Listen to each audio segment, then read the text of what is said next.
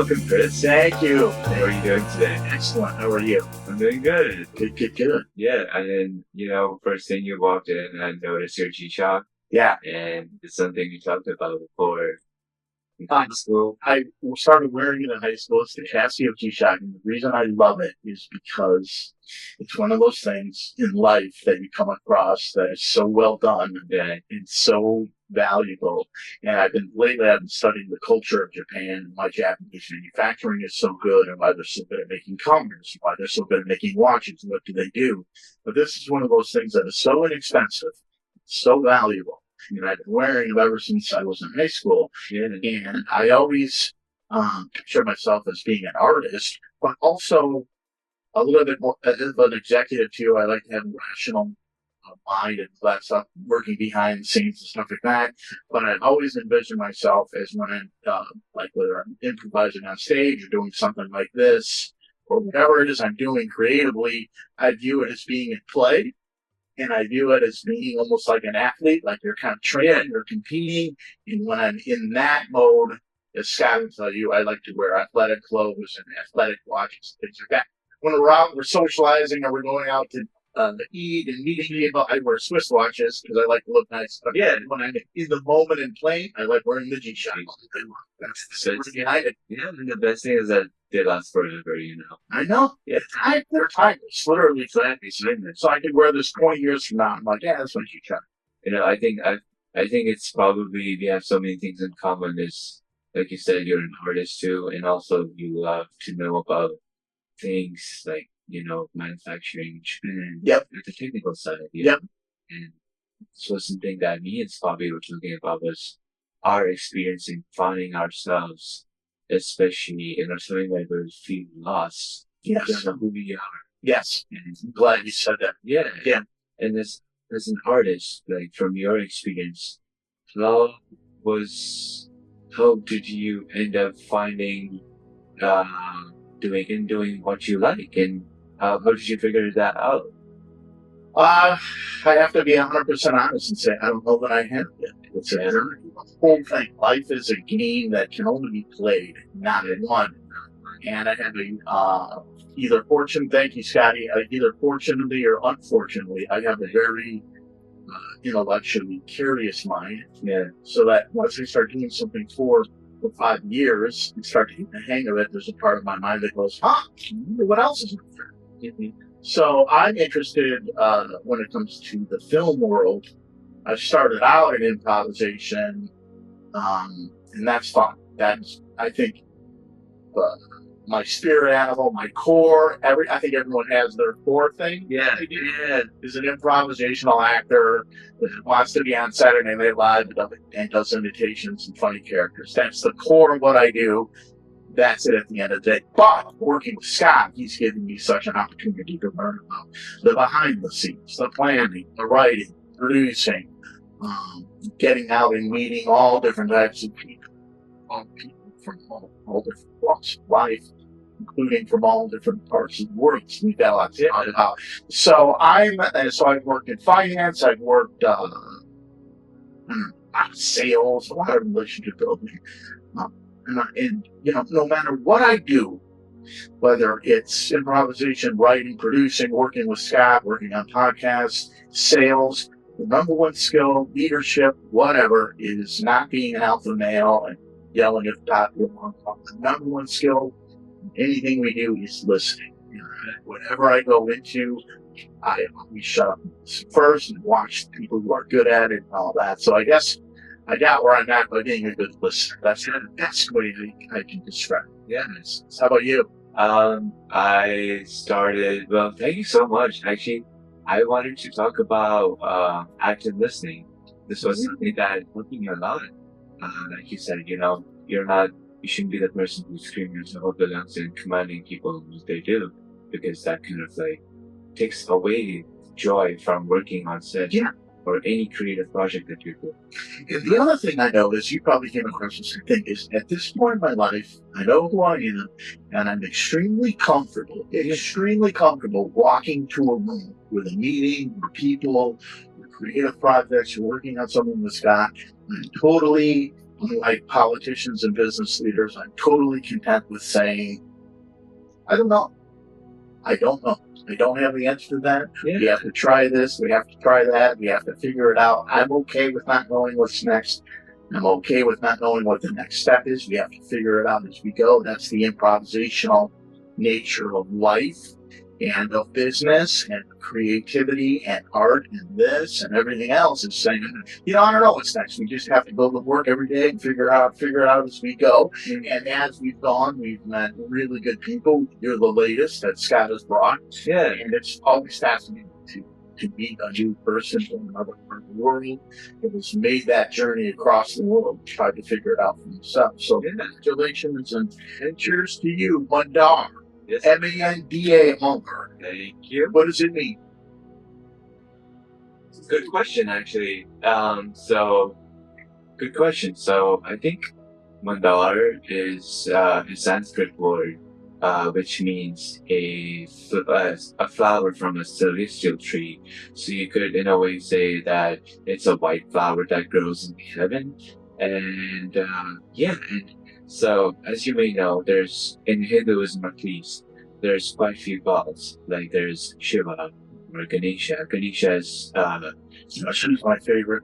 oh, it's actually the The sexy one. Like, what's her name? there's many, but but I would want to say that like a lot of uh in ceremonies or in pujas, that what people call is they kind of devote flowers to the deities or the gods. So people kind of connect mandar with the flower. A flower in India and in other cultures too. It does signify life, and it does signify something bigger. I think I've started to study, not a master of it by any stretch, but I've started to study a little bit of Hinduism and Indian culture and things like that, because I think it will end up playing part of what we want to do here. But what's it like? I mean, it's I know it's a culture of service. You see Indians, we used to make fun of Indians working in Dunkin' Donuts. Yeah. It happens to be a culture of being of service. So they're very good at running shops, those operations. And they are smart people. They're very, very bright. Tell me what it was like. You grew up in Mumbai, which used to be called, was that Calcutta or Bombay? That was Bombay. Bombay. Yeah. And now it's a modern hub of a lot going on. What was Mumbai like? So to get Besides being hot. well, for sure, it gets hot sometimes there. I wanted to say I changed about 10 to 11 schools growing up. So it wasn't just Mumbai. I was born in this small town called Ahmednagar. And then before I turned one, I moved to this huge city called Thane, which is on the same island as Mumbai is. So you could say it was pretty close to Mumbai, and you go here from there. So I Large family? family of five. So I have two older sisters and my mom and dad. And everyone's still back in India. Yeah. You don't know when they made it over. Anyone come over here to visit? Nah, well, my sister was the only one who came here to see me when she came to drop me off and I was going to follow. But nobody has visited yet. But they have promised me that they'll see me next year when I graduate. Graduation ceremony. Very nice. Yeah. Long flight. Long flight. In 18 hours? 19 hours without stayover or any other, security checks or any downtime you can get through. So if you're growing up in Mumbai, and I'm assuming you're a pretty good student, and once you spin the globe and go DePaul University, Chicago, Illinois, well, how did that come about?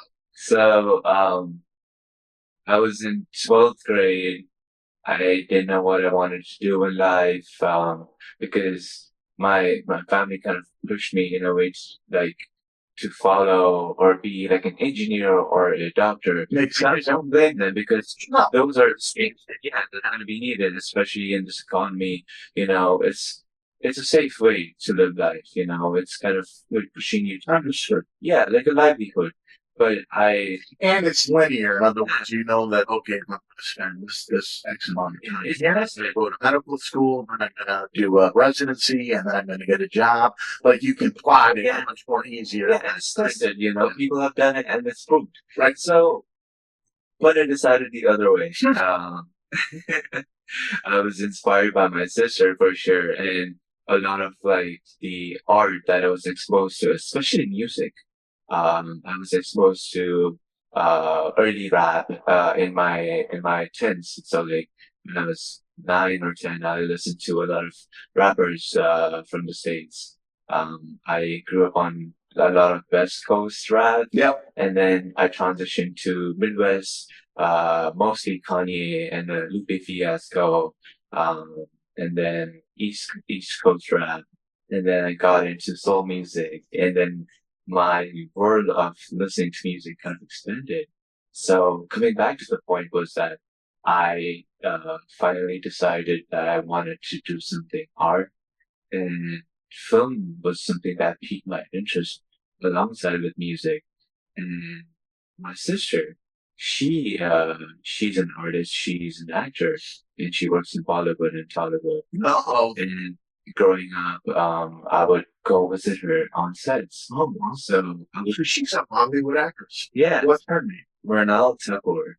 Yeah, yeah. So I would go visit her, and I think I'm so, but I'm such a curious observant. You know, I love to observe what people do, and I can pick up things, you know, small things that you might not notice.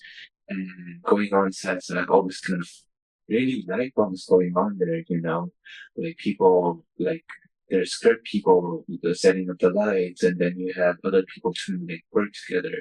And it was, for me, it was never about authority or this control sense that a lot of directors get, you know, that you're the main person in charge. I mean, yes, you are, but to me, what It's collaborative. exactly, that's what put it to me. Like, that's what made me go closer to it. It was such a collaborative sport, although it might be my idea or whatsoever, that it's everybody's vision coming together that it's born, you know, it's made in reality.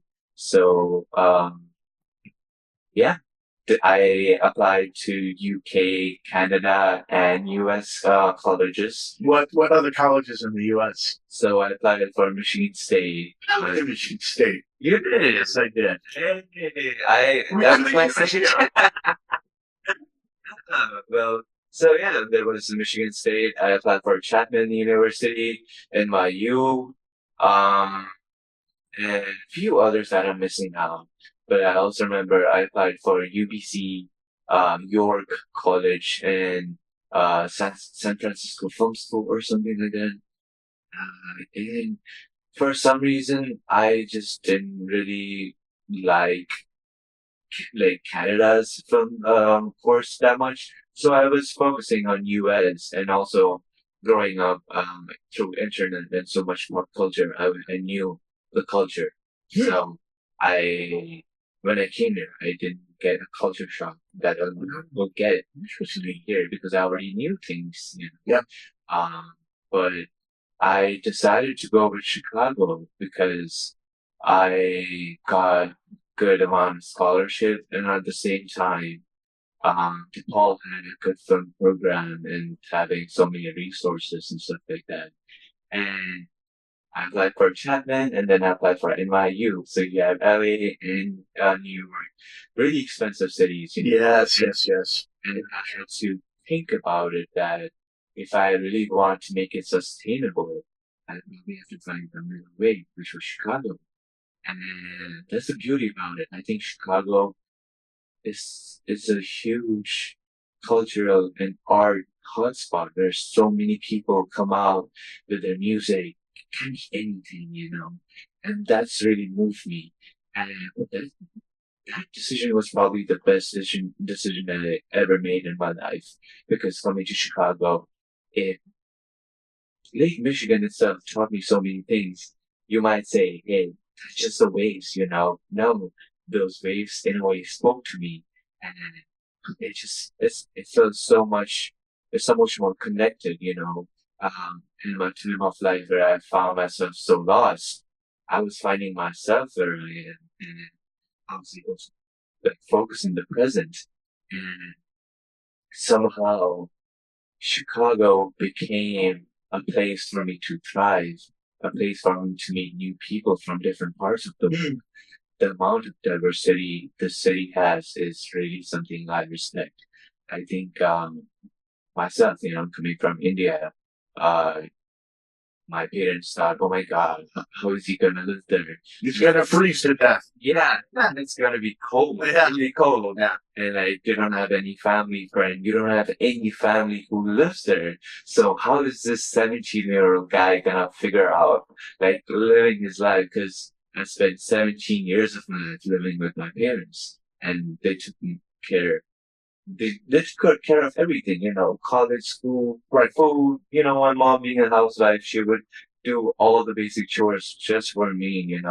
So not being able to do your laundry and doing your laundry by yourself, right? Hey, huge change. I understand. We made it. Yeah. And it's beautiful. I think DePaul has a lot to offer. Where did you live when you first came to DePaul? Were you in the Lincoln Park campus? So first year I lived in the dorms in Lincoln Park in Monroe. Um, I lived around the corner from there. I was at Webster and Racine, which was just south of the Lincoln Park campus. yeah. The campus is on Belden there. I was Yeah. a block south of there, and I used to walk my dog up into the campus. Beautiful campus. Beautiful, right? And there's like parks around it and like small coffee shops. Yeah. It's beautiful. Beautiful. Yeah. Do you know McGee's? Yeah. McGee's was a hot spot for at least the time when I came in. Everyone had huge fuss like, McGee's, we're going out, we're going out. But it died out after a year. I know. I used to go to McGee's all the time. Yeah. Long before you guys got there, that whole neighborhood was just jam packed. Either people that were in college or more likely people that just got out of college and are still living the college lifestyle. Yeah. I was at McGee's a couple times a week. I was at Kelly's a couple of times down the street. Yeah. My brother back in the day had an apartment above McGee's. Well, they had apartments above there, and he had one of those. The L comes roaring by, and it's really loud, but I just love that area. And then I lived at Webster and Dayton, so I just love that neighborhood. But you're right, it's died up, but it's very quiet. Yeah, it's Quiet. It's not the same. It's not the same. But I think Lincoln Park was the first neighborhood I ever lived in. And it was such a nice neighborhood. And now, after the first year, I transitioned to Lakeview East. And that was also beautiful. And then I made my recent transition to Wrigley Field. So, it's quite loud. It gets quite busy. Yep. You have people from all over coming to watch the club. Sure. And then, also drunk people doing drunk things. So like college, Exactly. So nothing has really changed. Right. It's the age. No age change, Yeah, you're young. Those areas. Yeah. All right, so let's talk film then. So you're at DePaul and decide that you want to go to film school and all that. What do you like? What do you tell me about your journey in film and what you found out, what you like, and what you want to do? I started with making small short films on my iPhone, and then I had a lot of my friends like who were Instagram influencers, so I would kind of like shoot on my phone and edit for them for Instagram reels and stuff. And this was back in 2021 when I was still in India. And then when I transitioned to Nepal, I started continuing making short films from my phone. And then, as I got older and as I got more into the film program, I started getting more exposed to the film cameras. I started with C100 camera, and our campus, one of our campuses is also in CineSpace, so you have like a huge space to work on. You have different sets. You have a bar set, you have a pub set, you have a New York type, balcony set. And what kind of stories when you first started out and as a change? We were talking about storytelling. What kind of stories do you like to tell? And I started with like a quite stories that were quite personal to me. So I made short stories that were kind of based on my own experience as a student. So I did talk about a lot of like mental health or quite of things that a student would go through when they're in college. I think just my whole transition from moving to India to US, comes with so many things and you just need to adapt to it. I think I needed a way to tell my story of how I transitioned. Just, observing, like, I speak so many languages, right? And English is one of them. And I had to find a way, because my audience at that point was my classmates. I started making projects, classroom projects, just being catered for my professor and my peers. So I made this short film called Berry Boy.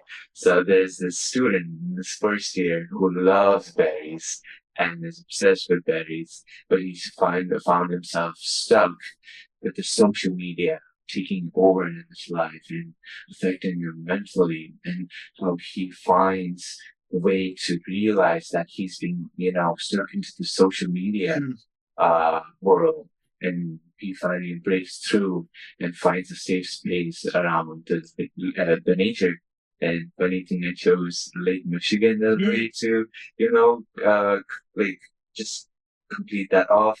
And that was the first Berry Boy film that I made on my iPhone. It's funny you hit on something I want to ask you a little bit more about. You hit on because I know you grew up in India and obviously very very spiritual people. They will go out and look at Lake Michigan and read the waves and see what nature is telling them, and Earth is telling them, and Sanskrit and all that stuff. Yeah. Was that a difficult transition to keep that part of you alive while trying to thrive in America, which is, like you said, social media, technology, capitalism, a lot of people suffering mental health issues. Yeah. It's exciting in a certain sense, obviously, and there's a lot going on, but it's also kind of devastating too. We're not a united people anymore. People gather to go to movies, concerts. Everyone's on the phone, and no one's connecting in a real meaningful way. It's creating a crisis of loneliness. People start to kill themselves, all this stuff. It's devastating what's happening in this country. Right. But how do you survive? Well, how do you keep the core parts of your own spirit with you while all this is going on around you? I would say India now is quite similar to states, capitalism and the way the government works and the way like the country works, And I wasn't actually tapped into my internal life, like you said, spiritually until I came here. Interesting. So I actually discovered that part of my life being in Chicago. And there was this saint, there was this monk. His name was Swami Vivekananda, and I think in 1800s there was this world convocation in Chicago that happened, where you had Nikola Tesla and other big people come for this convocation. In Chicago? In Chicago, Really? yeah, I think it was 1898. Columbian Exposition. Columbian Exposition. 1893. Okay, you got it. Well, it's fair. Yeah, well, it's fair. So, Okay. yeah, so Swami Vivekananda, he came to Chicago, and he was one of the first monks to kind of talk about what Hinduism and what Eastern philosophy kind of talks about. And the crazy thing was, being a student, I get free tickets to go to Art Institute. And I'm going inside the Art Institute and going up the stairs, and there's things written on these stairs. And I started wondering, those are quite nice words, until I found out that those words were Swami Vivekananda's words, and then I found out that, oh my God, because of like his speech, Hinduism became a huge thing in the Western world, Buddhism and so many Eastern class. Yeah, yeah, like That's interesting because coming out of that World's Fair, not only did that happen, but Chicago happened in the sense that Daniel Burnham and the guys that designed that and were those civic leaders that designed that expedition were the ones who designed exactly. that part of Chicago, probably including the Art Institute and everything else. So everything kind of came together in that one exposition. Glad you mentioned that because as I've gotten older, I don't view those things as small things. I view Chicago and other liberal cities. I know conservatives hate them, but I don't want to get political. What these cities are ultimately is I view them like universities or anything else. They're a crossroads. They're crossroads where different people come together, like you said. You got off the plane all of a sudden. There's artists. There's all kinds of people. There's that you meet them because you're in a little area where people gather. Well, it's not to say you can't meet them out in the States, but it's harder. When you're in these big cities like this, you come across so many different types of people. And that's part of the journey. Yeah, it is why we're here. Right? Yeah. Very good. Well, tell me about what's on your fingers. My fingers? Tell me about this one first. So I actually took to this turquoise, I think, ring from this Belmont concert fair that they had because I used to live off of School Street by Belmont Station. School Street. Yeah. So they had this over the weekend. They had quite a few artists perform, and they had all these pop-up shops. And I just ran into one of them, and I was like, "Oh my God, it's kind of pretty." And I kind of picked it up. To be honest, I don't know if they like are spiritually a thing, or I don't know if they. How about the other one? This one is a red stone. I honestly don't know what. Don't know. I like it. I take it. Yeah, Judges will take it. I'm still getting into rings. But I just wanted something that looked nice and pretty, and I kind of like the design of like silver that it It's beautiful. Sure. All right, let's shift gears. I'm very curious. It's okay if you don't have the answers. You're still very young, but you are getting set to leave college and go into the world. Yeah. And a lot of challenges thrown your way. Some you'll expect, some you won't. But do you have a vision of your life yet? Have you sat down and you're laying in bed at night or whatever going, I would like this to happen. I would like that to happen. Oh, yeah. To be married with kids or not kids, or I'd like to be single. What do you think about your vision for your life? Anything immediately come to mind, or have you formed that yet? I think I spend every day daydreaming, and that's something me and Scott talked about. So it's an important part of the process. Exactly. And night dreaming. And night dreaming, it's all together. And I think it has to do a lot of my ambitions that I want to do in my life, and that comes with my artistic pursuits, And actually, I started at a point in my life, like maybe a year or so, where I started forming the imaginary or the life I want to live, it started forming that in my mind. But I realized that I am in a way trying to force a life on myself, and I would get really sad or unhappy when things wouldn't work out the way that I wanted to, or I wanted a certain type of life that I wanted to live. And that made me open to just to experiment and explore different parts of whatever I come across, I started with filmmaking. I thought I just wanted to get into rom-com and thriller films, right? But then it opened my vision to experimental filmmaking in different ways to capture stories, visually and stuff like that. And then it opened a whole new world.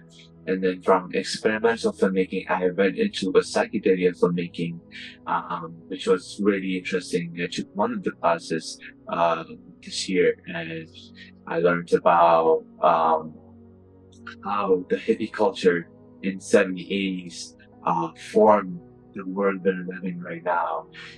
Politically, there was a turmoil in the States. 68. 68, yeah, 68, 70s, 80s. That's what. Nixon. Yeah, and there was a convocation in Chicago in 1968.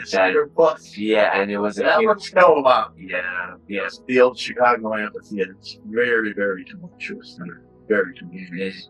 and I was able to watch those archive footage, yeah, in the classes, and it is such a introspective time because I could see and visualize that I am living in the same experiences, but it's 34 years apart. There's so many similarities. It's like history is repeating itself, you know? It does feel like that. Like we're just coming apart. Yeah. It's funny you asked that because lately I've been doing some deep dives on the man who won the presidency in '68, a guy by the name of Richard Nixon. And I went back and looked at his films and his documentaries and his speeches. The guy was absolutely brilliant. Like he was a brilliant statesman, could see the future of the world long before he, but he was insecure. Mm-hmm. And so his insecurities and his doubts and suspicions tore him apart. But he was so good at the job. It's the saddest story I've ever seen where this guy was really brilliant, but he couldn't get out of his own way, and it ended up bad for him. So what you're right, it was a very tumultuous time. When I was studying it, I was born in '68, October of '68, when those conventions were going on. And, very, very violent and all that stuff too. You know, it's crazy, but that's it's cool that you're learning that. Yeah. Anyway, are you a Libra? Yeah. I'm a Libra too. I was October 13th. Yeah. October 10th. So, brother, Yes, sir. keeping things in balance. That's what we do. That's what we do, exactly. Be a partner. No, that's Was Hollywood a big thing for you growing up? Were there good directors and good actors or people that you wanted to be? Oh yeah, it's so funny because my sister was studying mass media, like journalism, when she was going to college. And mind you, there's an age gap of 12 years between me and hers. And That's unusual for anything families. I mean, I guess because you can have siblings that are 2-3 years older than you, and you know, I was maybe an exception, but you know, it's a nice way. I think both of my elder sisters, they were not just my sisters, but they also ended up becoming my mom.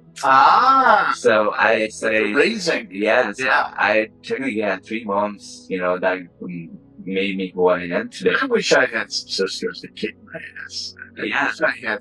And I think that was necessary to be in my life because I wouldn't be who I am today without them.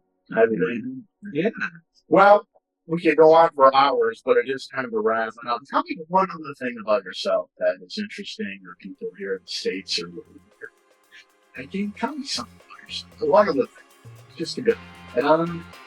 One thing. Okay, so I tell What's your last name? Thakur, How do you spell it? Thakur. So it's like saying Tupac Shakur, but with T. T-A-H-A-K-U.